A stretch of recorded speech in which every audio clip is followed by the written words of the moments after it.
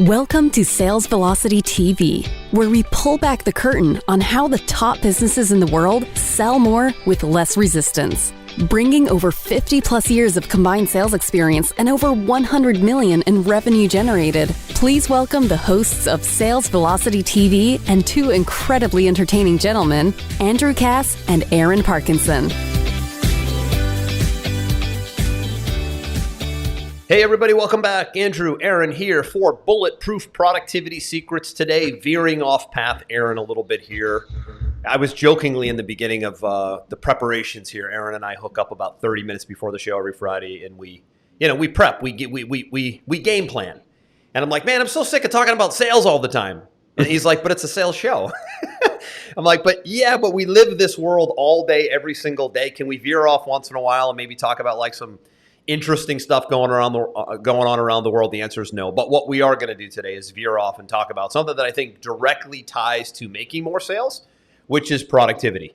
And we called this Bulletproof Productivity Secrets today because we're going to share with you two things: Aaron's top productivity secret and my top productivity secret, something we've leaned on as a foundation for many, many years.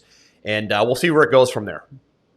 Yeah, and super excited to be here, obviously, every Friday with our watchers and our listeners. And, I feel like with lots of crazy things going on in the world this week, maybe we'll be the one shining light of logic and reason and happiness this week. Well, that said, we do go live every Friday in the Facebook group. Most of you are listeners, so most of you are listening to this on the go somewhere. We get a lot of, Aaron, I don't know how many downloads we have right now, but we have tens of thousands of downloads of the Sales Velocity podcast worldwide: Apple, Google, Stitcher, Amazon, Spotify. So thank you to all of you listeners who love the show. The feedback coming in has been amazing. If you feel like leaving a review, we'd love to hear from you. If you have any ideas for shows, we'd love to hear from you. But you can see us on all the different social platforms. We're on Instagram, YouTube, Facebook, wherever, right? It's pretty much everywhere. I don't think we're on Twitter. LinkedIn? I was actually on somebody else's show yesterday being interviewed, and she said that she binge watches our shows all the time. It's always a good sign when you get a binge watcher. Yeah, and was giving us shout out on her show as something to be watching if you want to. And she even quoted us: if you want to make sales with less resistance, which we all want to do, she said. Hey, that's the goal, right? That's the goal. So let's show you how to do that by obviously getting yourself in a situation where you're more productive. And it's really difficult to be productive today. I think the starting point here, Aaron, is, man, it's never been harder than it is today with all these distractions to be productive. That's the difference between 2022 and, I don't even know, 2010, let's say, 2005. I mean, when I came up as an entrepreneur out of college and then into the internet marketing world, there was no social media. There was no video. Google was just becoming a search engine. So you can imagine, because of the age that we're at and how we came up, how much easier it was to get more done back then, right? So we have a lot of outside forces that we battle with today. And that's really what we want to talk about, is how do you deal with it? And that's productivity. So I'm going to ask you first, and then you can loop back and ask me, and we'll open up a discussion on both. So what is the number one means of you maintaining a high level of productivity in your world? I do everything in my power to avoid distractions. And the bright side of where we're at in 2022 is that we have created this great thing called the internet. And the idea is to bring everybody closer together: families, friends, businesses, countries, is to basically build this synergy between everybody.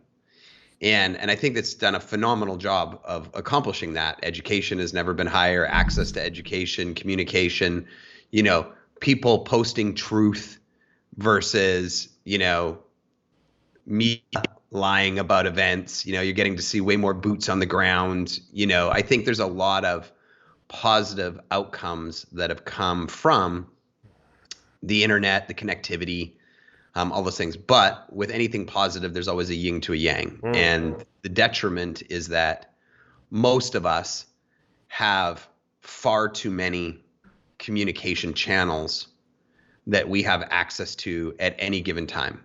And I remember when I downloaded my first app that had notifications, I thought, this is the coolest thing ever. I'm notified when somebody wants to talk to me, when somebody, comments on something, when somebody messages me, whenever. This is the single greatest thing ever. Now we can't get to the settings fast enough to turn off the notifications. Correct, right? If I look at just on my desktop and my phone alone, I've got Slack, I've got Zoom, I've got Skype, I've got notifications built into my computer, I've got my phone beside me, I've got text, I've got all the apps that are on my computer, on my phone, doing notifications. I've got email notifications. I've got all of these things, right? And what it's done is it's increased the speed of access and response, but it's decreased the level of productivity, because ultimately it's just, turns you into this ping pong. There you go, right there. That can't really focus on any one element, project, client, whatever, because it's just people. I told my wife, she said, why do you take so long to respond back to my texts? I said, because I turned all my notifications off on everything a very long time ago. And she said, yeah, but I'm special. I'm your wife. I said, of course you're special. You're your wife. We've even talked about getting me a separate phone. Yep. That she has the only number. So if that phone rings, that's the bat phone, right? It's the bat phone, that would be right? The bat I'll phone. pick it the up red because one? I said to her, what you have to understand in my world is every time a notification goes off, all it's saying is, I want. Someone needs me. I want, right? It doesn't matter why it's going on. I want your attention on this post. I want your attention on this text. I want your attention on this email. I want, right? It's not what I want. It's what somebody else wants, right? And in order to be productive, I have to be able to have the time and the focus to be able to do something at its deserved highest level.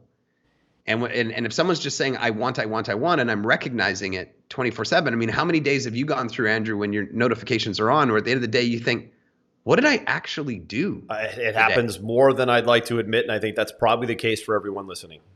Right. So if you're going into your day and you're ending your day and you didn't have any time to focus on anything that you see as extremely valuable to the progress of your business, other people that you responded to might think you're productive, but you're not productive, right? You're just a response machine. It's proactive mode versus reactive mode, and that's Correct. A big piece of what we're going to talk about here today. So the bigger question then, Aaron, is you've identified it. Now, what do you do about it? What are some of the tactics and strategies you have in place to not become, I guess, a ping pong ball in the day running all you run? Well, first off, I just turn off my notifications. Do you mean when you say off, you mean the sounds? Sounds. I mean, I can see your desktop right now. I can see that you have WhatsApp has 7 beside it, right? Like, there's no numbers. There's no sounds. There's no anything. Yeah, I'm the same way. I haven't had a sound alert on my phone for a text message in probably 6 years. Right. Like can you imagine like just something as little as the beep every time there's a text? Oh, like you're going to look at your phone at some point within the next hour. So why do you need to be beeped into looking at it? I never could wrap my head around that one. And here's the thing. Like, I remember when I first started getting texts, it was like an endorphin rush. Bing. Oh, somebody wants to talk to me. I can't believe that people still actually have a jingle for a text. I know that sounds crazy. We're probably very few that do. I don't know anybody else that does this. People think I'm crazy when I say I don't have any alerting system. The phone rings. I have a ringer for the phone. But there's no possible way that how about this one, Aaron? I see people that have, and this is the audible alerts, text, email, Facebook message, post, Instagram, like, post, TikTok, comment. I'm like, so you get it, and I'm always fascinated by it. So when I see it happening, I'm like, so you're trying to tell me you get a audio alert that disrupts you, whatever you may be doing, gym, dinner, breakfast, work, to let you know that you have over the edge? To let you know that you have this somebody's saying person waiting, like you said in the beginning, that somebody is getting into your world, alerting you, asking you a question, whatever. I'm blown away by it. I don't have any audible alerts on anything. I even and I blasted remember- you the other day because I think you had Slack alerts on. I'm like, how dare you?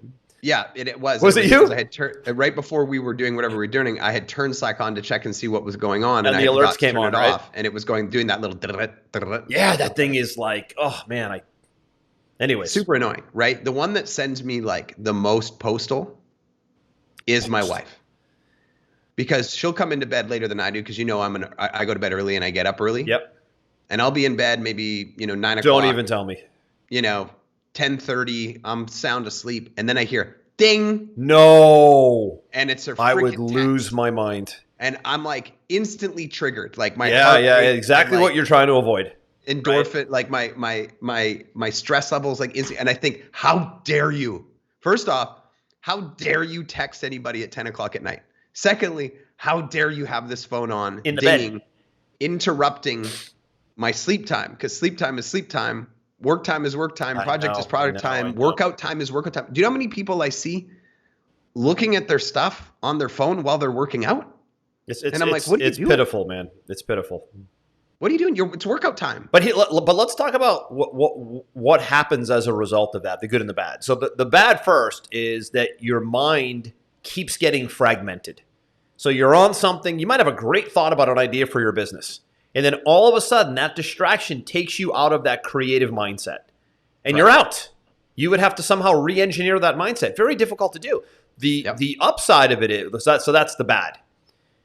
I guess there is no good, right? What am I saying here? There's really no good. Well, I mean, the good is... I'll tell you what people think is the good. The perception. Especially when it comes to business. People think that responding quickly is good customer service.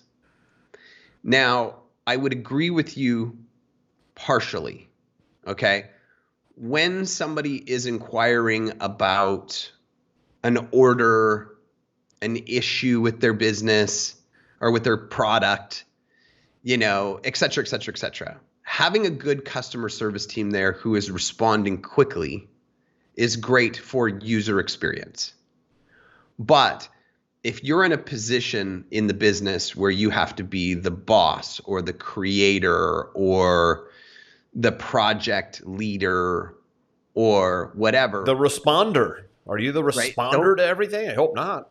All of those things is a distraction to the highest income producing activities that you could have, which often come down to promotion, sales, product creation, right? So you being accessible to those things going off all day is horrible. And how you adjust is you turn off all of those notifications and you schedule in your calendar when you're going to review them throughout the day. Maybe it's first thing in the morning to get them off your plate. Maybe you're super creative in the morning, so you don't want to disrupt that flow. Maybe it's noon. Maybe it's the last thing of the day. Maybe it's twice a day. Maybe it's 12 to 1 and 4 to 5, and putting an autoresponder or something that says, hey, I checked these from this time to this time, so that everybody feels like, oh, okay, this isn't a personal thing, is a nice touch, right? But also what happens over time, and this is something that a lot of people just don't grasp, is that you are constantly training the people that you communicate with into a pattern. Good point. So let's just say you bring a new client on and you tell the client, I'm going to outbound you communication Monday, Wednesday, and Friday. And they say, okay, great. And you say, if you inbound a communication, we'll respond within 24 hours. They say, okay, great. So they know the game. They know the parameters. Expectations have been set, right? Expectations have been set. And then all of a sudden they post something and you respond back in 5 minutes. They're like, oh, this is excellent. I got a response in 5 minutes. They send another one. You respond in 5 minutes. Oh, this is great. They send another one. You respond in 24 hours. Does their mind revert back to the expectations that were set? Or does their mind revert to, how come they're ignoring me now? Because I didn't get my response in 5 minutes. Mm-hmm. Setting a bad precedent. Now you're actually training the people around you, your staff, your customers, your vendors, whatever it is, that you will respond in 5 minutes. And then anything outside of that now becomes a disappointment versus if you had just stuck to the expectations that you set from the beginning. One of my clients, one of my favorite clients, last week said, I'd like to have our own private Slack channel, right? And we do everything inside of Basecamp. And I said, why? And he said, because I don't like Basecamp. And I said, yeah, but all of our SOPs and recording is done inside of Basecamp. So we'd be going outside of our SOPs. He said, yeah, but I'm special. I want that. And I said, great, it's $10,000 a month. He said, you're going to charge me $10,000 a month to have a Slack channel? Yeah, because I know that things are going to get dropped. Balls are going to get, targets are going to get missed. Communication is going to get fragmented. And now you've just opened an access port to say, I want, that's outside of our normal parameters. So it's $10,000 a month if you want to do that. And he laughed and said, well, I would never pay $10,000 a month for my own Slack. I said, great, then we're on the same page. Like, let's just stick with what's working, right? If you don't, when you start making, it's a good point. When you start doing preferential treatment, it's a slippery slope. Oh man! Had a team member last week. You know who I'm referring to. Say, hey Andrew, would it be okay if I skipped our total company team call every Tuesday so I can get more work done? I said, absolutely not. My thought was, what makes you so special? Everybody wants to get more work done. It's once a week. Right. So just the fact that was even asked, there was no hesitation for me to say, absolutely not. A team call is a team call. You're part of the team. Right. That was it. If I let Pandora's box be opened, you know what would have happened, right? Somebody else would have asked, would have got out, would have created a bad precedence, would have been a slippery slope, and it just failed leadership. Right. And I get people all the time saying, hey, can you join me on this conversation? It's on Discord. It's on WhatsApp. It's on this. It's on that. There's another one that I just heard of the other day. And I said to him, I'm not adding another single communication channel to my life if it depends on it. Good point. The last thing I need is another communication. I'm trying to eliminate the communication channels, not to add more notifications, more places to look, more missed messages, more. More is not better. So I think the big lesson there is if you're doing client work, which my guess is everybody has customers and clients on listening to our podcast, obviously, right? Now, you may or may not deal with them directly, but at some point you deal with them directly, but then at a different point, you might have a team or a member services division deal with them. And I think the big takeaway here on distraction is not only do you need to keep yourself free of distraction, but you need to keep your team at a high level of productivity and them free of distraction as well. And the way you do that, like you said, Aaron, is you set up very clear parameters. This is the way we communicate for support issues. This is the way we communicate with client work. This is the system we use for it. And you just don't deviate because you feel like you need to do what the client or the customer or the member says. That is, you're sort of transferring weakness and transferring control of the conversation. And I don't mean that in an overpowering kind of way. I mean control in a way where it's your business and your process. And in order for you to be effective and productive, you need to make sure your clients and members and customers adhere to your process, because if you keep making exceptions along the way, you're distracting you and your team and your process. And when you do that, things tend to unfold and unwind pretty quickly. And we see that quite a bit. But a lot of times it's unconscious, right? So I would say the takeaway here on this first little productivity secret is you got to follow yourself for a week and track all the different methods. It's almost like I told a client the other day, I don't want you to make a to-do list next week. I want you to make an I hate to-do list next week.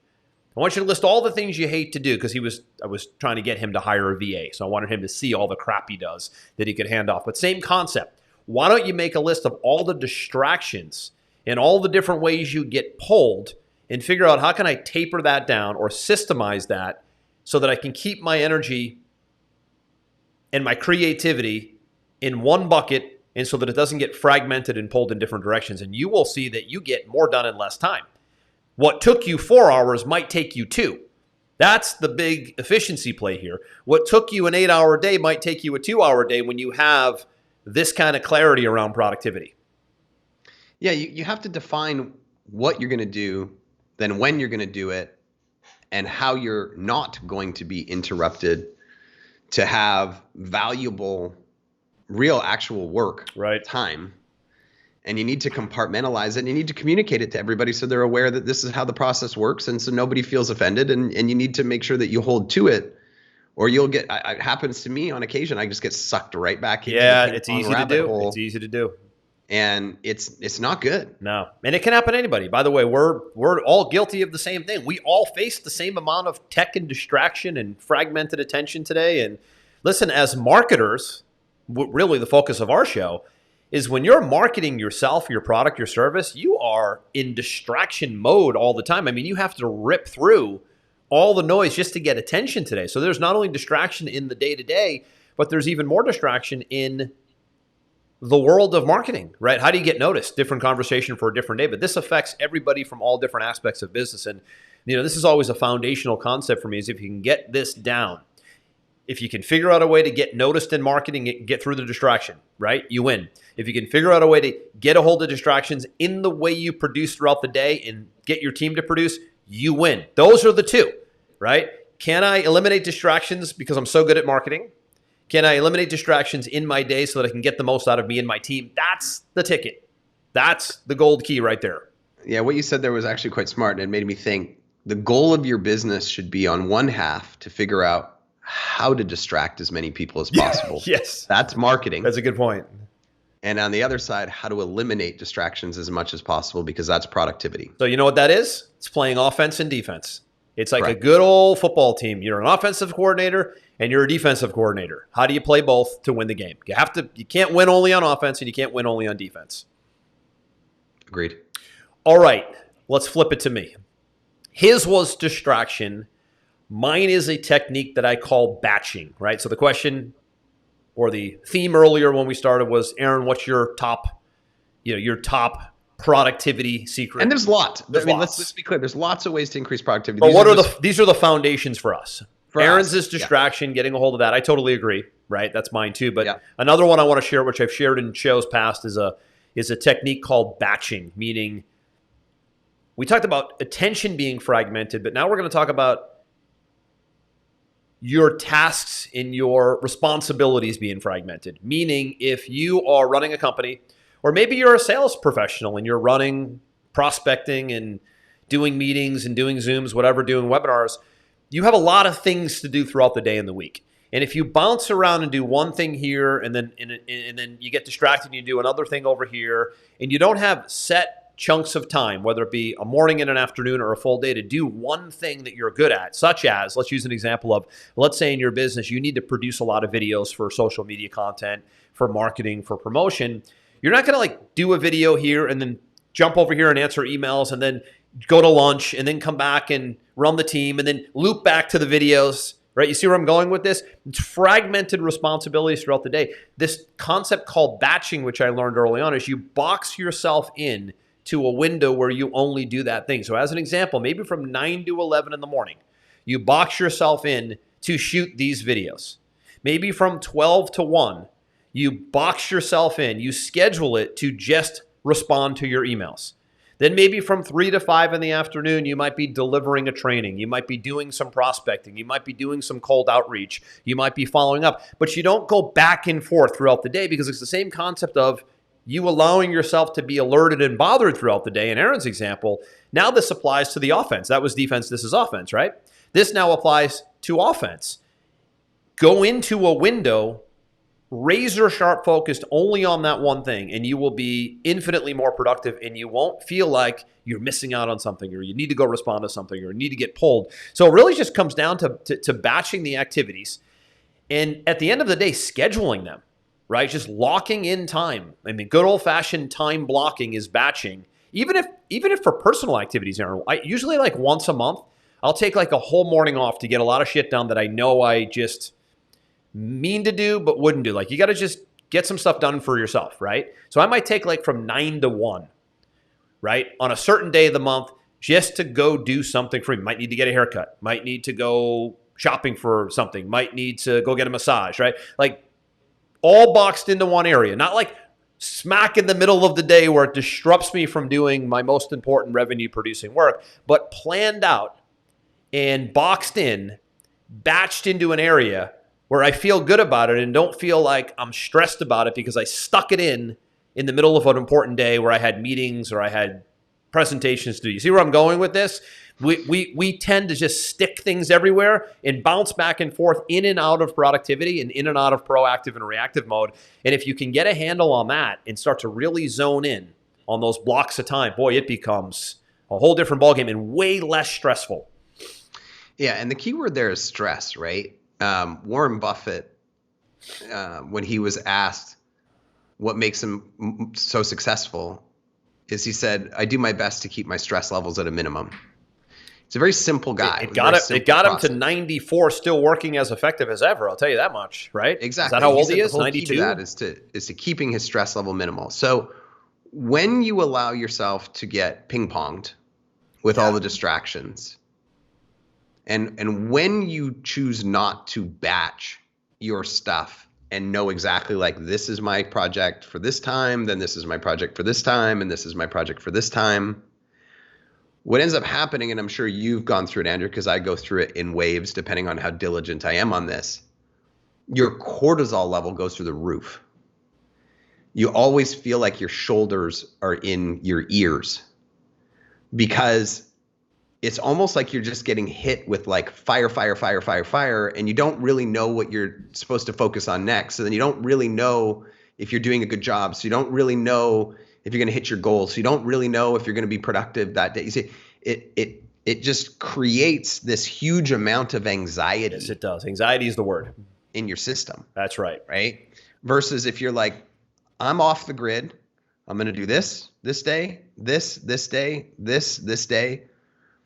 Then you're checking boxes. You know, Tony Robbins says, you know, humans, they're wired for progress, right? Yes. Think about every time you check a box, how good you feel about it. And if you're checking a box on something that really you feel matters to you in the growth of your business versus just respond, you know, your anxiety levels go down tremendously. And that's something we all battle with today. Stress and anxiety are at the root of all of this. I'll give you an example, Aaron. So I'm running a company all day, every day, and I don't have as many of those creativity blocks that I used to have when I wasn't. That's one of the things I miss. That's what I miss most about being like the true on your own entrepreneur with a small team doing your own thing, right?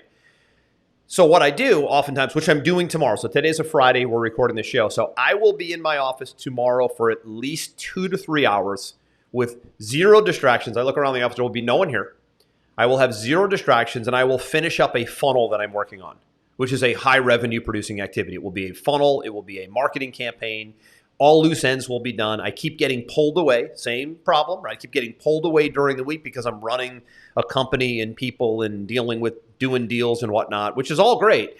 But where do you find that window? Sometimes it's the weekend. Sometimes it's early in the morning. Sometimes it's late at night. Because if you don't get that high revenue producing activity in play, then you're just going to be in reactive mode and dealing with what is and not really growing what could be. And that's problematic. So that, for me, I love my Saturdays here and there where I'm just going to lock in, zone in, and do the creativity work that I enjoy doing without distractions and being pulled in a million different directions. You got to find that environment for you, right? Maybe it's a nighttime thing, right? I can tell you as an example, I'm a big fan of Dave Asprey, who's interestingly the Bulletproof guy. We called this Bulletproof Productivity Secrets today, but no, just by coincidence. And he's written 4 best-selling books on biohacking. And he explains in his podcast, the only way I get those books done is I do my best writing from 11 p.m. to 1 a.m. when everybody's out of the way. My wife's asleep. Kids went to bed 2 hours early. I have written bestseller after bestseller after bestseller from 11 p.m. to 1 a.m. That's his window, right? I've seen others where it's 5 a.m. to 7. Right? Some people work out in the afternoon, some work out in the morning, right? So where does it make sense to get yourself strong physically, which is an important piece of the puzzle, by the way? And then where does it make sense for you to get your highest revenue producing productivity work done? What environment is that? Morning, night, weekend? Because if you don't do that piece, you're not growing the business, because at some point you're the Walt Disney of the business. My guess is, if you're listening, at some point, if you don't keep creating new campaigns and putting out new promotions, and marketing the business in new and different ways, guess what's going to happen to the business? looping back to the reason for the show, right? I mean, how do you get in front of more people and sell more with less resistance? Well, that's going to come back to marketing. So these productivity secrets, we only talked about 2 today. They tie directly to the performance of the business. Yeah, and it's a battle. Like, it's important. Oh, it's a battle. It's important to make people aware that we all struggle with it. Yep. Because there's this feeling of fear of, if I'm not tapped in 24/7, I might miss something. Right. Yeah. But I can almost guarantee you, if you are tapped in 24/7, you're going to miss the mark in growing your business. Agreed. Totally agree. So unplugging is key. Batching is key. And the only way you're going to get a hold of distractions is if, like I said, the takeaway here is if you really keenly observe your behavior for a week. You don't even realize you're doing most of these things. And this is human nature, by the way. This isn't a slight or a shot at anybody. I challenge you. We'll wrap it here, a short one today. Follow yourself around. I know that sounds crazy, for a week, and just look at all the different ways people can get to you and distract you, and figure out, how do I slow that down, tame that down, or better, how do I hire personnel to be a buffer between me and the public, the clients, the members, the customer service? It will liberate you. And most importantly, it will eliminate stress and anxiety. And at the end of the day, if you have less stress and less anxiety, boy, oh boy, your productivity will go through the roof. More in less time, without a doubt. Agreed. I'm going to wrap it there, buddy. Anything else you want to add? No, I think that two valuable things that people can take away is probably more than enough for them to analyze where they're at and start to put some things in place to make it more fun, make it easier, and make it more productive. Make it less stressful. Yeah. Make it have less anxiety. Make it so you enjoy it more and can grow it bigger. That's the key here. So we're going to loop back to these productivity secrets periodically. We often do. And we'll see you guys on the next episode. All past episodes of Sales Velocity TV and radio, and all links of where you can listen are at salesvelocitytv.com. I'm Andrew. That's Aaron. See you on the next one. We hope you enjoyed this episode. Sales Velocity TV is powered by Pipeline Pro, the ultimate all-in-one sales pipeline management and marketing automation platform that makes all others obsolete. And we can prove it. Take a tour at gopipelinepro.com. See you on the next episode.